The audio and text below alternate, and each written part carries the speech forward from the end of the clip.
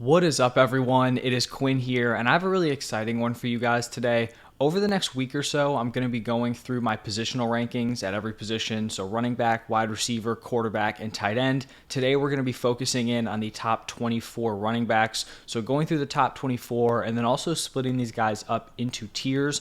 As always, I want to know what you guys think down below in the comment section. I feel like this is a really interesting year for the running back position, especially when we're looking at like the mid to back end RB1s. I feel like there's a really strong, like really large tier 3, at least in my rankings. And then I also think once we're getting into like the back end of the RB2s, then I feel like there's some guys who may have been left off the list that people think should be in there. Some guys may be thrown in that people think should be out. But I also feel like that section of the rankings is also very interesting. And I do think there's going to be a lot of variance in how people are viewing those running backs. If you enjoy the content, hit that like button and subscribe to the channel. Like I said, I'm going to be putting out the rest of my rankings, over the next week or so. I also want to let you guys know that these rankings are going to be more catered for PPR and half-point PPR scoring. So those are kind of like the formats I'm looking out for these rankings. I still think they're useful if you play in standard. Just kind of adjust, obviously, for the guys who are catching passes, dock those dudes a little bit. But let's jump into the rankings. We're going to start it off at the top in tier 1. Ended up going with my number 1 running back as Christian McCaffrey. And I feel like there are kind of two different sets of splits that we want to look at here. I know I went through these in my, I think it was like first round running back video, but we're just going to run through those again. So we have the splits with Christian McCaffrey when he was on the Panthers, and then the splits when he went to the 49ers. So we have 6 games with the Panthers, 10 games with the 49ers. I didn't include that like Thursday night game right after he got traded. But I don't even think he cracked like 30% of the snaps. So just not like a realistic game from Christian McCaffrey. But we can see that in pretty much every category except for targets, Christian McCaffrey was far better with the 49ers. Jumps from 19.7 PPR points per game all the way up to 23. Saw more rush attempts per game, was more efficient both on the ground and through the air. And then also a big difference in the touchdown numbers, was only scoring 0.5 touchdowns per game with the Panthers. That goes up to a full touchdown per game with the 49ers. So good to see there, obviously, because he's going to be on the 49ers heading into the season. But there were some not so great splits in the regular season when we're looking at games with Elijah Mitchell and then without Elijah Mitchell. So in the games where Elijah Mitchell was not playing, we have 6 of those out of the 10. Christian McCaffrey absolutely dominated, averaged 28.2 PPR points per game, huge workload, over 18 carries a game, almost 7 targets, and then scoring 1.3 touchdowns per game. Now on the other side, when we're looking at games with Elijah Mitchell, the numbers were not so hot. Only 15.3 PPR points per game, just barely got over 10 rush attempts per game, 5.5 targets, and then only half a touchdown per game in those 4. Now, a 4-game sample size is pretty small, so I'm not like, oh my gosh, Christian McCaffrey is going to be terrible when Elijah Mitchell's on the field. That's not what I'm thinking here. I am 100% confident that Christian McCaffrey is going to outproduce that 4-game split we saw last year with Elijah Mitchell. There's just no way you invest that much into Christian McCaffrey. We know how talented he is, and then you're only going to give him, 10 rush attempts, 6 targets. It's just not going to happen. But I do think there's a possibility that there are going to be some frustrating games for Christian McCaffrey where maybe the 49ers go up early. They don't want to completely burn out his workload, so they start feeding Elijah Mitchell some carries. Maybe he gets a goal line opportunity here or there. So I don't know if this is going to be like unleashed, full-on workhorse Christian McCaffrey. If we do get that, we could be looking at another season where he's pushing close to 30 points per game. So I do think that ceiling is there, but I feel like a more realistic ceiling is probably between like 20 to 23 points per game. If we didn't have Elijah Mitchell in the picture, I think Christian McCaffrey would be like my only tier 1 running back. But just because we do have some competition in that backfield, I'm going to have 2 other guys here behind him in tier 1. And the next guy here, the running back 2, is going to be Bijan Robinson. And I understand that some of you guys out there probably really are not going to like the uncertainty of drafting a rookie running back, especially over some like proven options like an Austin Eckler, Jonathan Taylor, Saquon Barkley. For me here, the reason I'm willing to put Bijan Robinson here up at number 2 is I don't feel like I'm passing on like a nuclear ceiling from any other running back. Like I don't know if we're going to see an Austin Eckler, Saquon, JT season where they're putting up 24, 25 points per game. So I feel like Bijan's ceiling is like right in the mix as some of those other guys. Even an Austin Eckler, who had back-to-back really strong seasons with big touchdown numbers, put up 21.5 and 21.9 points per game. Like, I do think that type of production is in range for Bijan Robinson here in his rookie season. And when we're looking at some of the recent running backs who have been picked in the top 10, the results are honestly really solid. So obviously we had Bijan Robinson pick 8 this year. We don't know what his production is going to be. But before Bijan, the most recent top 10 running back pick was Saquon Barkley in 2018. He averaged 24.1 PPR points per game, which was tied for second in points per game that season. If that was last year, he would have been the clear-cut RB1. So Saquon, kind of a huge plus in drafting rookie running backs. Then we had Leonard Fournette, who went at pick 4 in 2017. He averaged 17.7 points per game, which was 7th. So still really strong production, mid-tier running back 1. Like a lot of these top running backs, it's tough if you draft someone at 2 for them to fully pay off, right? Because for them to fully pay off, they have to be a top 2 running back in the NFL. If Bijan is RB3, RB4, RB5, you're still going to feel solid in terms of, the investment in drafting him. We also had Christian McCaffrey from that same class who was picked 8th, averaged 14.3 points per game, tied for 12th that season. I feel like Christian McCaffrey is probably more comparable to Jahmyr Gibbs because he was stepping into sort of a committee. No one was expecting Christian McCaffrey to be a workhorse his rookie season. Then we have Ezekiel Elliott, picked 4th in 2016, averaged 21.7 points per game, 3rd that season, so another high-end finish. And then we had Todd Gurley in 2015, picked 10, averaged 16 points per game. That season was weird because he was 5th in points per game, but I think there were like 4 or 5 running backs that were ahead of him that just got injured and didn't play a ton of games. So, maybe not 5th a little bit later on if those other dudes stayed healthy. But as we can see, we do have some high-end finishers, Saquon, Zeke, even Gurley, who was 5th in points per game, and even Fournette at 17.7 points per game. That's going to be in range for like RB4 through 6 most likely. So I think these rookies have proved they can produce at a high level. The Falcons, I think, is a great landing spot. They led the NFL in rush attempts per game last season. So we know that Bijan is set to shoulder a very strong workload on the ground. He's also a strong pass catcher, lined up, to contribute in that role. And I'm just not concerned about Tyler Algier. I know there are going to be some people out there, Algier was so good last season, he's going to cut into Bijan's workload. And Algier was impressive. Like, I'm not going to deny that. But I'm sorry, you just don't go out and draft a running back at pick 8 and then put him in a committee with the dude you drafted on day 3 last year. It would just make very, very little sense. I think Bijan Robinson is, pretty much better everywhere in comparison to Tyler Algier. And that's why he is going to be my running back 2. Now, my final tier 1 running back is going to be Austin Eckler. He's my RB3 overall. And like I mentioned earlier, Austin Eckler has been really solid over the last 2 seasons. Not just solid, very, very great production. And I would honestly expect Eckler's 2023 season to probably look similar to what he did in 2021. Most likely less receiving volume, but a lot more efficiency as a pass catcher. When we look back at last season, Eckler was pretty much force-fed targets due to the injuries to Keenan Allen and Mike Williams. There were stretches of the season where Austin Eckler was just the best pass catcher on the team, and the wide receiver room was just struggling. If we look at games with both Keenan Allen and Mike Williams healthy compared to games without one of them, we can see 13 games without one of them, 8.3 targets per game, almost a 20% target share. Then we swapped to games where they were healthy, both playing together. Only 4 games, but 4.8 targets per game, 12.5% target share. Even though I do think that receiving work is going to dip from last season, probably somewhere in between those splits, but I don't think he's going to be threatening for a 20% target share. This is probably going to be the best Chargers offense we've seen, at least around Justin Herbert. I think Eckler is going to be able to improve on his efficiency while also kind of maintaining that touchdown upside that he showcased over the last 2 seasons. Now we are going to be jumping into my second tier, my running back 4. This is where I have Jonathan Taylor, and he was the most common 101 pick last season. Ended up really disappointing fantasy-wise. Finished as the RB18 in points per game. So he rolls his ankle in week 4, misses week 5 and 6, returns in week 7 and week 8, but is kind of on a limited workload. Then he misses week 9, also with that ankle injury. Then he starts to kind of put it together, 18.2 points per game over the next 4 weeks. Then he suffers a high ankle sprain in week 15, which ended his season. I don't expect Jonathan Taylor's injury issues to follow him into 2023. It's not like he had a severe injury that, he is still rehabbing from. I think the offensive line should be playing at a much higher level than they did in 2022.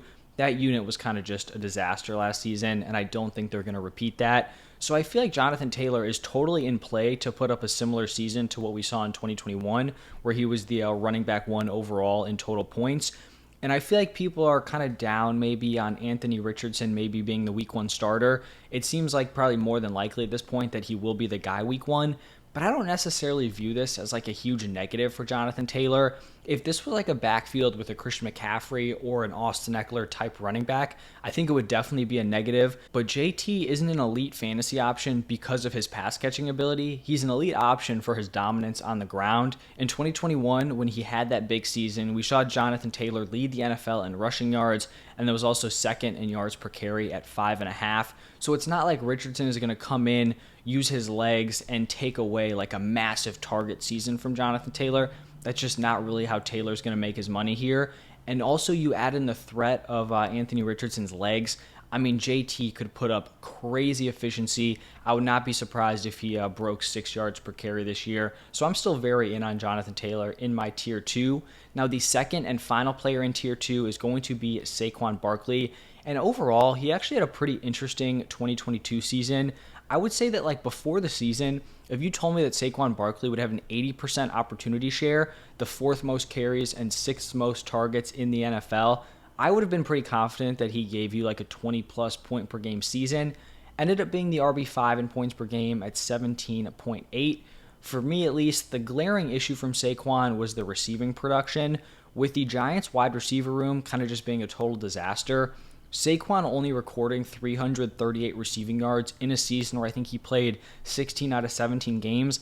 Like, that is very underwhelming. His target share was solid at 17.2, but the efficiency was just not there. He was 28th in yards per reception and then 22nd in yards per route run. And I do know there's the argument out there that like the Giants pass catchers were so bad, Saquon was the only guy they had to key in on, so they were kind of able to lock him down a little bit. I think it makes sense. Like, I do think the argument is logical. I just think it's something we need to watch out for a little bit. You would have liked to see him at least kind of like volume his way to more touches like Austin Eckler did in those games without Mike Williams or Keenan Allen. But I also think with the offensive upgrades the Giants have made year 2 under Brian Daboll as head coach, I do think Saquon can make a jump here. And I think he's a solid pick here as my RB5. Now we are going to be jumping into probably the most interesting tier in this video, tier 3. It's a very large tier, and it starts off with Nick Chubb here as my running back 6. And to be totally honest, like, I've totally faded Nick Chubb over the last 2 seasons. This year, I am very, very interested here in him as like a mid-tier RB1. And me fading Nick Chubb the last 2 years, like, it was never a talent issue. It was just kind of an issue I had with his role on that Browns offense. When Chubb was sharing a backfield with Kareem Hunt, he had 0 receiving upside and was also kind of capped in his workload on the ground. If you're a running back and you're not catching passes, you're going to need like a 20-ish carry per game workload to have that high-end RB1 upside. And I just didn't see that with Nick Chubb, so I was not willing to spend like a RB6 to RB10 pick on Nick Chubb if I didn't think he had that elite upside, because at the running back position, I do like to shoot for that upside. But now here in 2023, Kareem Hunt is no longer on the roster, and the Browns have really done nothing to like bring in another option to compete with Nick Chubb, and not like compete for the starting job, but like fill some sort of role, like maybe take some early down touches or take the third down work. Like, they haven't added a pass catching back. So I don't love the idea of like banking on a running back catching passes when they haven't really done it throughout their NFL career. But it's not like Nick Chubb needs to put together a 60 reception season. I kind of feel like Nick Chubb just needs to give you what Jonathan Taylor gave you in 2021, where he dominated on the ground and then added 40 receptions for 360 yards. Like, I feel like that's really in play here for Nick Chubb, especially with the fact that the running back room is completely wide open. He could take on a bigger role this season. And so I'm willing to spend a mid-tier running back 1 pick on him because I do think he has this new upside as a potential pass catcher. And even if he doesn't end up getting that role, we know that he'll still finish somewhere probably in like the top 10 at the running back position. So even if he doesn't get that, it's not like he's going to fall off a cliff and be an RB2. He can still be an RB1 in this offense. Now, sticking in tier 3, my RB7 is going to be Tony Pollard. And I could honestly go back and forth on Tony Pollard and Nick Chubb here. It's really hard for me to put Tony Pollard any lower than this at running back 7. We're looking at the guy who was the RB9 in points per game last season on only a 48% opportunity share. That was 34th in the NFL. He basically had like a high-end backups workload and turned it into a top 10 running back season. With Ezekiel Elliott gone, Pollard is now the clear running back 1 on this depth chart. I don't think he's going to come out and turn that like sub 50% opportunity share into like 75 plus. I don't think he's going to be that guy, but I also feel like there's this narrative that like Tony Pollard is somehow this super frail running back. He can't handle a workload. And while I don't think the Cowboys want to like force feed this dude 300 carries a game, 300 carries over an entire season, he's not small for the position. The dude's 6 foot 210.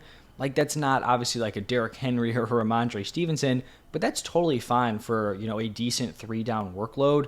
Pollard is also going to make his money just being wildly efficient over his opportunities. Look back to last season, he was 2nd in yards per reception, 4th in yards per out run, 5th in yards per touch, 4th in breakaway run rate, and then average 5.2 yards per carry. If we can see Pollard get like a 60+% opportunity share, I feel like he could comfortably finish as a mid-tier running back 1 and then also push for a high-end running back 1 season. So that's why I like him here as my RB7. Now, my RB8, some people are probably not going to like this. I have Breece Hall, and I actually think I had to move him down to get him here, also in tier 3. And I feel like I've talked about this a few times. The bet on Breece Hall is pretty much a bet on his ACL recovery, because I think without the ACL tear, if we let that Breece Hall 2022 season kind of finish up, I think he's probably in tier 1 this season, somewhere in like the CMC, Bijan Robinson, Austin Eckler mix. But from what we know with this ACL tear for Breece Hall, this is pretty much like a best case scenario all around if we're talking about an ACL tear. It was a pretty clean tear. This is not like the J.K. Dobbins situation where he tore his ACL, LCL, meniscus, hamstring. Like, he didn't blow out everything in the knee. I feel like people are still traumatized about the J.K. Dobbins situation last year. Breece Hall is also only 23 years old, so very young, and then also a top-tier NFL athlete. Not just a top-tier athlete because he's in the NFL. Of NFL running backs, he is close to the top in terms of athleticism. And then all the reports we have seen have him on track to return here in week 1. So I think we're probably going to be expecting a somewhat limited workload in like the first quarter of the season, working back to like 100%, probably through like, the halfway point of the NFL season. But then I truly do believe we could be getting high-end RB1 production from Breece Hall in the second half of the season, and you're going to be able to draft him as like a back-end RB1. And even when we look back to last season, remember early on, Breece Hall wasn't like guaranteed the starting job. It was still somewhat of a split. Hall played 50% of the snaps or fewer in 4 of those first 7 games. In those games, he scored 10.1, 13, 15.2, and then 13.2 PPR points. So nothing crazy, but he can still give you startable options, even early on in the season if his role is limited. Then obviously in the 3 games he started as the RB1, dominated at 21.2 points per game. You also bring in Aaron Rodgers, just raising the ceiling of that offense. I'm going to have a lot of shares of Breece Hall this season. And I also think if we're getting closer to week 1 and we're hearing Breece Hall has not had a setback, he's looking good to go, I honestly wouldn't rule out me moving him up. I may not have to because you can probably still draft him at this RB8 price, but something I'll definitely consider throughout the rest of the offseason. Now, my RB9, also in Tier 3, is going to be Josh Jacobs. We have him coming off of the best season of his career, was the running back 3 at 19.3 points per game. And I feel like if you're drafting Josh Jacobs, you're basically hoping he can kind of replicate that season last year. It's tough to see him improving on a year where he led the NFL in opportunity share and rushing yards. Like, maybe you could get a boom in the touchdown department. I think he scored 12 last season, maybe 10. But it's probably going to be tough to get that boom in this Raiders offense, which is obviously not looking great here in 2023. I just think he's a very solid pick at like the 2-3 turn. Still kind of in his physical prime, should shoulder a huge workload once again, which is going to lead to solid production. Now, my RB10 is going to be Derrick Henry. I know this is probably going to be too low for some of you guys out there. I know Derrick Henry has a very, very loyal fan base. This is just a really, really strong and deep tier. I think it's very tough to kind of differentiate some of these guys. And I do think that if Derrick Henry doesn't regress, he's very likely to finish above the top 10. Like, I feel like a lot of these guys, especially the dudes at the back end of this tier, since these guys are pretty interchangeable, I feel like the dudes at the back end have a great shot of kind of outperforming their ranking here. Derrick Henry has averaged 18.9 plus PPR points per game in each of the last 4 seasons. Just the main concern here I have for Derrick Henry, and it's something that I don't have for any player ahead of him, is just the tread on his tires. Derrick Henry has 1,877 career touches, which is first among active running backs. He's 174 touches ahead of the number 2, who is Latavius Murray, who's obviously like not in his prime. So I'm not saying that Derrick Henry is going to fall off a cliff here, but I do think there's a possibility that he regresses. And if he regresses, we're probably looking at like a really inefficient volume option on a not great offense. So that's why I'd rather be taking guys like Chubb and Pollard, who have been solid mid-tier RB1s, but now have improvements in their offense. I'd rather take a guy like Josh Jacobs, who actually outproduced Derrick Henry last year, and I don't think has that risk. So I'm not saying it's going to happen. I'm not saying Derrick Henry is going to fall off, but I just think it's a possibility we have to consider. It's not really available for some of these other guys. I kind of think it's similar to Cooper Kupp at the wide receiver position, where it's like if Cooper Kupp doesn't regress at all, you probably would be considering taking him over Jefferson and Chase. But just the fact that Jefferson and Chase are younger, Cooper Kupp, I believe he's 30 years old or going to be 30 this season, coming off an injury, it's like you don't really want to pick Cooper Kupp over Justin Jefferson, Jamar Chase, maybe even Tyreek Hill. Kind of a similar situation here. But now moving into my running back 11, the second to last guy here in tier 3, it's going to be Ramondre Stevenson. And he's another guy where I could definitely see an argument for Ramondre being ranked higher. Like I said with Derrick Henry, it's just a very, very strong tier. Ramondre's coming off a season where he finished as the running back 11 in points per game. This offseason was also great for Ramondre. Damian Harris left for the Bills, and then the Patriots didn't add to the running back position in the draft. In 2022, we saw Ramondre play a large role in the receiving game, 5.2 targets per game, had the 4th highest target share in the NFL. And with Damian Harris gone, it's hard to imagine that he doesn't see an increase in his 12.4 carries per game from last season. I kind of feel like there's just one glaring problem here, and it's not fair to Ramondre, but it's Bill Belichick and the way he operates his running back room. Like everything we see here, everything I just laid out, the competition is gone. He was really solid last year. Like everything I laid out tells you that Ramondre Stevenson should be the workhorse of this backfield. But would I be surprised if we go out week 1 and this backfield is forced into a committee? Like, I really wouldn't. And I just don't really know how to handle this ranking here. Like, how are you guys feeling about Ramondre? Because I think, like I said, if we have a different coach in here, Ramondre is probably pushing like the Nick Chubb, Tony Pollard territory. But I just don't have any concern that, a Josh Jacobs, a Derrick Henry are going to get thrown into a committee. So it's a tough spot because it's like you're docking the guy for something that's really out of his control. But I do think it's something we have to consider here. So I want to know your guys' thoughts on Ramondre. A really tough guy to rank for me, probably the dude I'm most uncertain with, because if he went out and ended up being like a mid to high end RB1, I really would not be surprised. But at the end of the year, also, if we were like, what is going on in this backfield? He's like a mid tier RB2. I also don't think I would be shocked. So, a lot to consider there with Ramondre, but yeah, let me know what you guys think down below. Now, the final tier 3 running back, and I do think people may not like this guy in this tier, this is going to be Jahmyr Gibbs as my 12th overall in tier 3. I am very in on Jahmyr Gibbs, especially when we're looking at PPR and half-point PPR formats. I do think that his workload is going to look significantly different from pretty much all the running backs ranked ahead of him, but I don't think that means he can't hang in terms of production. I kind of feel like this Lions backfield is going to be similar to what we saw in Kamara and Christian McCaffrey's rookie seasons, where we had a Kamara-Ingram split, and then for the Panthers, we had the CMC-Jonathan Stewart split in that same season. This is going to be a strong offensive line for the Lions. I think this offense is going to be a good unit here in 2023, and I just can't get around the fact that you're drafting a running back at pick 12. You got to use them. Like, you don't pick a running back at pick 12 and then give them a super small workload. Like, I just don't see it happening. I do think we could be looking at Gibbs getting like an 100 target season if he can stay healthy, which I don't think there's any reason why he couldn't, especially because I don't think they're going to be like force feeding him up the middle 20 times a game. I think you're probably going to be able to draft both ETN and Najee before Gibbs, so I think you're also kind of getting him at a value. But I like the receiving upside. I think he can put together an Alvin Kamara-esque rookie season, which gives him that upside of being a high-end running back one, like we saw Alvin Kamara do it. Obviously, he kind of hit in the touchdown department, but it was on a pretty small workload. I think Jahmyr Gibbs can do the same thing. I also think even if he doesn't go crazy in touchdowns, he's going to have enough receiving volume where I think he can kind of still come in as a back-end RB1 while also having some of that upside. So that is going to wrap up my tier 3. Now shifting into tier 4, I think I have 3 guys in this tier. The first one is going to be Travis Etienne, probably a little bit lower on Etienne than consensus because I do have some legitimate concerns when it comes to his receiving work and then also his goal line opportunities. I think some people are kind of pinning Travis Etienne as like this 3-down workhorse on this great offense.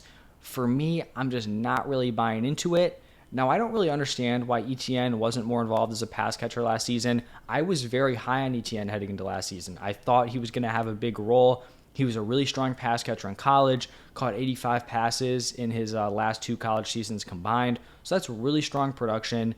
But then he only manages to command a 7.8% target share, which is not ideal. Then the Jaguars go out. They spend day 2 draft capital on Tank Bigsby. Now, personally, I view Travis Etienne as the better pass catcher, but who knows how the Jaguars are seeing it. We just saw them not really utilize him in that role last year. They kind of utilized him, but he didn't really produce. Like, it was a combination of things, but maybe they just kind of hand over that role to Tank Bigsby. And then also, even if they don't, like we just saw the Jaguars not really target the running back position. Now with Calvin Ridley coming in, are we expecting them to like force feed the running backs targets? Like probably not. We also saw Travis Etienne was very poor on the goal line last season. Now I do think kind of efficiency like that can kind of flip-flop year to year, but maybe the Jaguars are like, we want a different guy to come in and do this. That's kind of like the clear spot where I feel like Tank Bigsby could come in and take over. I understand this is probably sounding pretty negative, but I kind of feel like I have to explain why I probably have him lower than some other people. I'm just not super optimistic that he's going to have this huge workload. Now, if he can kind of have a bounce back in the receiving department, I do think he could put together a very efficient season in this Jaguars offense. It's just going to come down to the workload here. I think he could end up being disappointing, but he could smash this ranking if he does see like some goal line work and a lot of receiving work. Now moving into the running back 14, this is where I have Najee Harris still in tier 4. And through 2 seasons, I feel like what we've kind of gotten from Najee Harris is that he's going to need some heavy volume to really see a ceiling for fantasy football.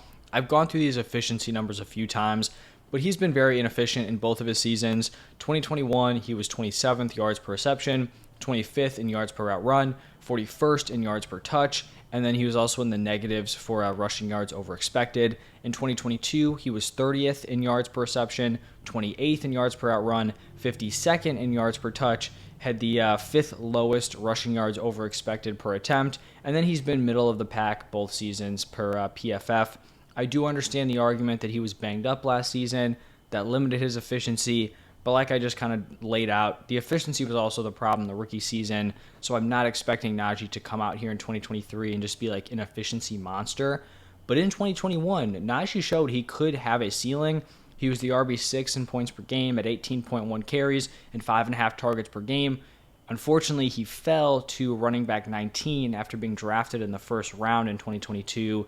He ends up averaging 16 carries and 3.1 targets per game. So if we see that workload fall off, it's going to be tough for him to kind of put together an RB1 season. My view on this is that I do think Jaylen Warren is going to be involved. Just the fact that he was the more efficient option last season, I don't see the Steelers turning around and then just force-feeding Najee Harris when we had a guy, actually operate more efficiently last season. So I feel like maybe the workload is somewhere between 2021 and 2022, but I would kind of lean more towards that 2022 workload, which I do think kind of caps his upside here. So I think some people are going to draft him really expecting a monster kind of workload. Personally, I'm not buying in, but I do think the fact that the possibility is there, maybe he gets healthy, the efficiency at least bumps up kind of closer to league average, then he could end up kind of paying off here at this running back 14 price. Now, the final running back in tier 4 is going to be Joe Mixon, and I was really going back and forth between tier 4 and tier 5. And it really just comes down to the threat of a suspension. If there was no like potential suspension for Joe Mixon, he would be somewhere in tier 3. Mixon was actually the running back 6 in points per game last season.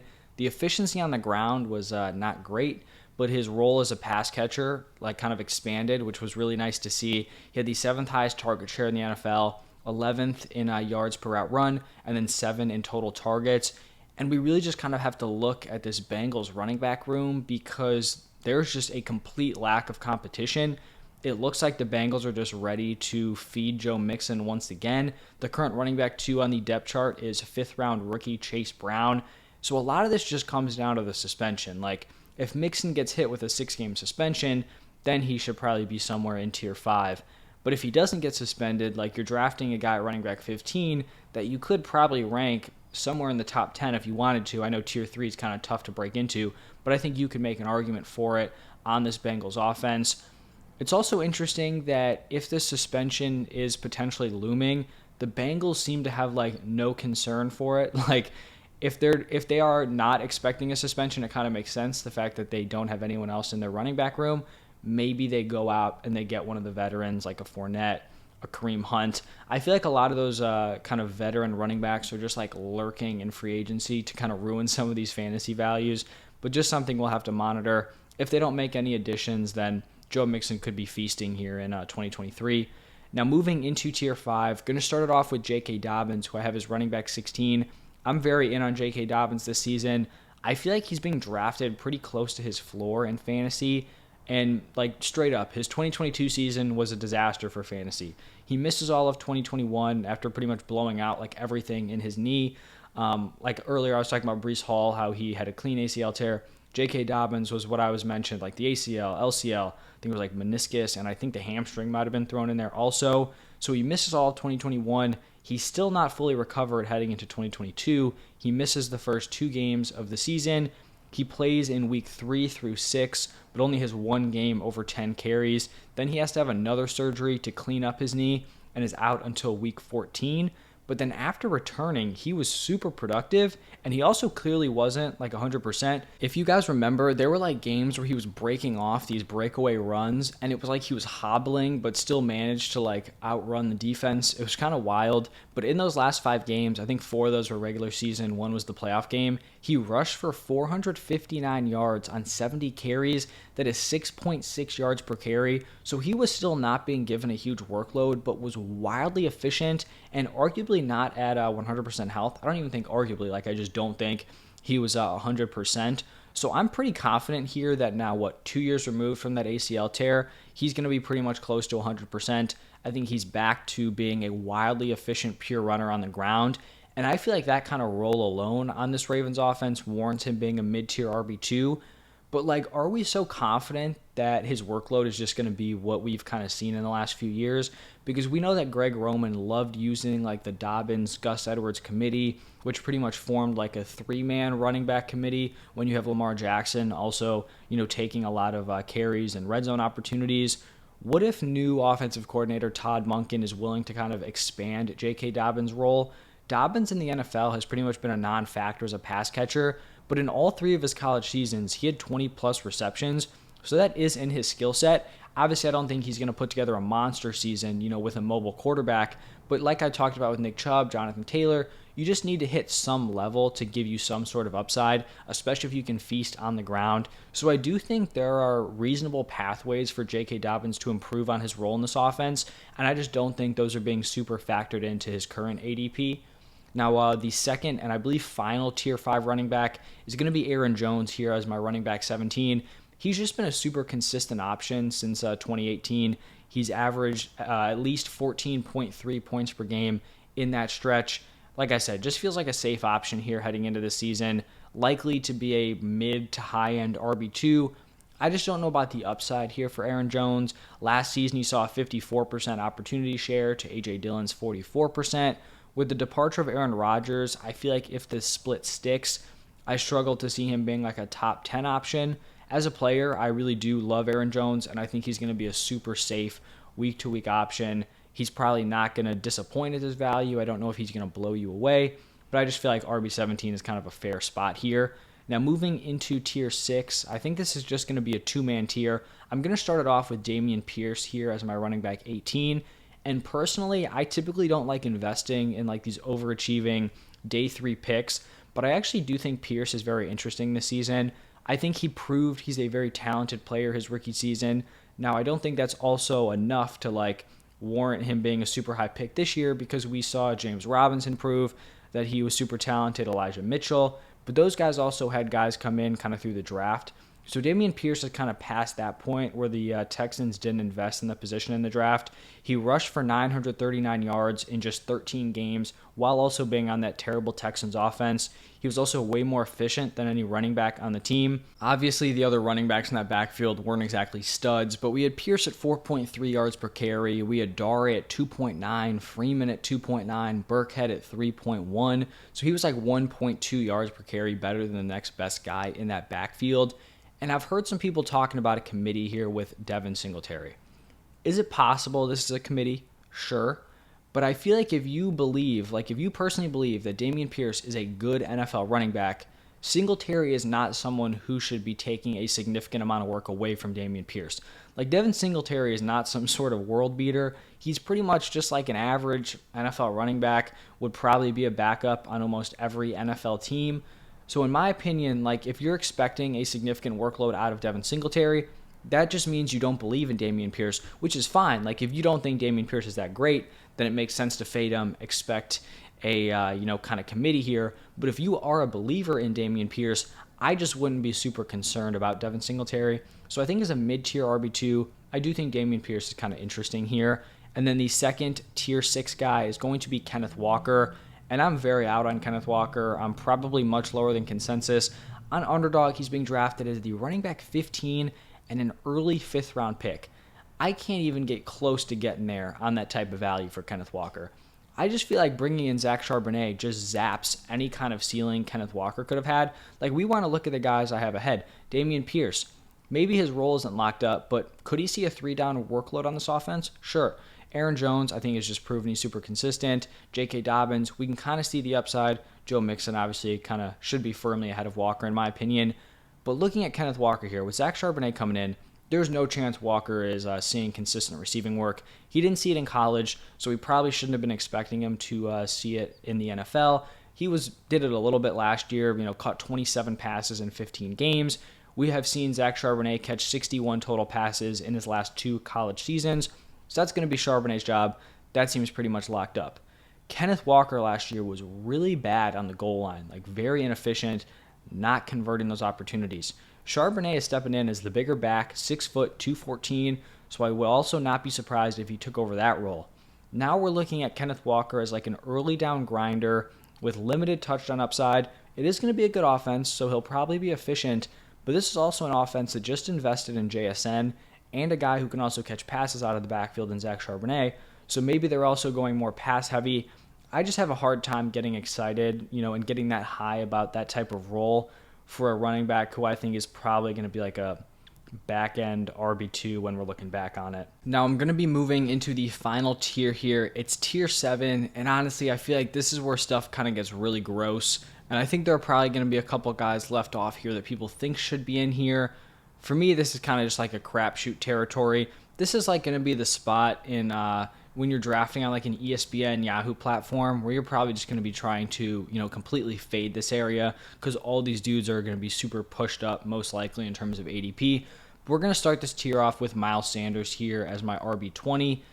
And I feel like there are going to be some people who are buying into the Miles Sanders hype. They might want him up in like the tier 6, maybe even the tier 5 area. I just can't get there. I know there have been a lot of reports about, Sanders is going to have this big workload. He's going to have the 3-down role. He's going to be super involved as a pass catcher. There's this perception that Miles Sanders is like this really good pass catcher. He has not proven it. He was really good as a rookie, 4th in yards per reception, 17th in yards per out run, which even like that 17th number isn't great. 4th in yards per reception is solid. But since then, he has not been a good pass catcher. He has been outside the top 20 in both of those categories over the last 3 seasons. Last season, he had an abysmal 0.36 yards per route run. So this is not like some sort of great pass catching back who like is guaranteed this role. I think this Panthers offense is probably going to be pretty rough. So Sanders may be able to get a decent workload, but even if he does, I feel like the ceiling is probably capped. So I'm just not going to be kind of biting on the bait here of like a Miles Sanders workhorse season where there's just like, if one thing goes wrong, right? Like he loses some receiving work, he loses some early down work. It's just tough to see him kind of giving you anything better than like low end RB2 production if like one thing falls apart in that workload. RB22, I'm going to be going with Alexander Madison.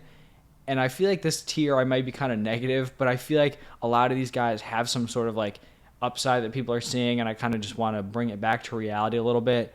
There's been some talk about Alexander Madison just stepping into that Dalvin Cook workload. It's like, okay, Dalvin Cook gets cut. Madison's the next guy up. He's just going to fill in exactly what Dalvin Cook did. And I kind of understand why people are saying that because throughout their career, that is what Alexander Madison has done. When Cook has missed time, he stepped in. He's been an absolute stud.